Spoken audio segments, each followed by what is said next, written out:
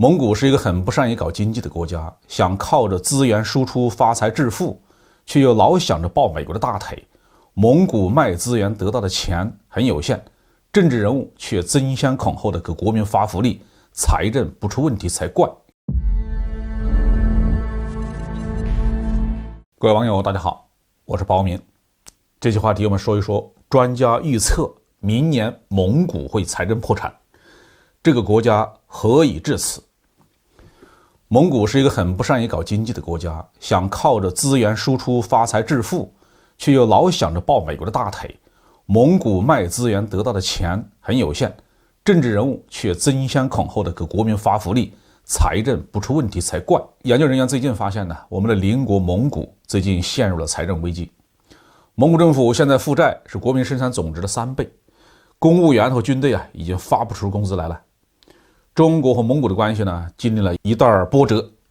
二战结束以后斯大林强行要求外蒙古独立，当时的国民党政府竟然同意了。在冷战时期，蒙古追随苏联，接纳苏联驻军。当时中国领导人非常担心苏联军队从蒙古边境南下，直接进攻北京，所以从中蒙边境到大同到张家口这2条线路上，解放军呢部署重兵，全力保卫北京的安全。中苏关系正常化之后，苏联呢从蒙古撤出了重兵集团，中蒙关系也开始正常化。苏联解体之后呢，提供给蒙古的庞大的军事和经济援助就没有了，蒙古也很难再保持原来的社会发展模式和生活水平。但是蒙古在冷战时期所养成的等靠要的这个习惯却一直没有改。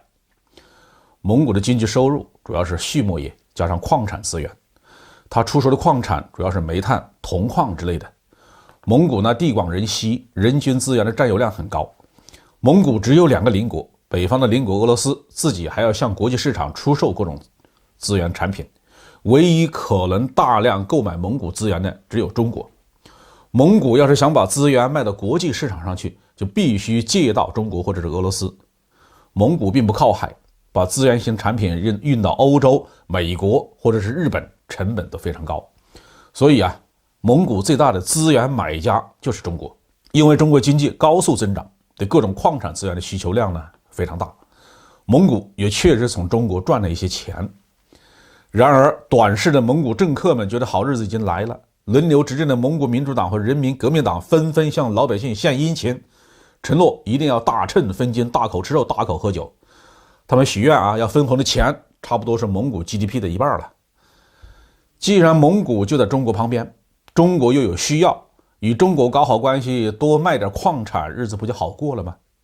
但蒙古政府是怎么干的呢？在很长的一段时间里面，蒙古高度重视和日本、美国的关系，似乎这2个发达的西方国家能够给蒙古带来幸福美满。美国不止一次同蒙古举行联合军事演习，甚至邀请蒙古的军官参加海军演习。一时间蒙古似乎成了美国遏制中国发展的一个重要合作伙伴。但很少有人知道，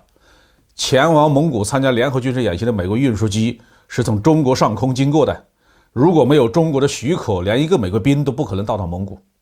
美国去往蒙古的军机甚至2架只申报1架向蒙混飞越，当然被中国军方命令滚回去了。一方面要赚中国的钱，一方面又不怕得罪中国，蒙古的日子要是好过，那才是叫做不正常。其实呢，蒙古的资源也没有丰富到他们想象的那个程度。中国也曾经被称为地大物博在80年代，中国也大量出售煤炭稀土和一些资源性的产品不但没有能够脱贫致富，反而还要高价进口西方国家的工业制成品。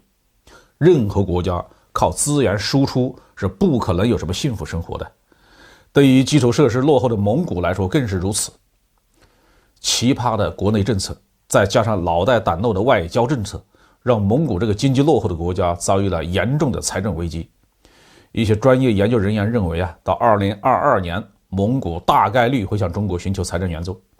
假如蒙古求助的对象不是中国是美国呢？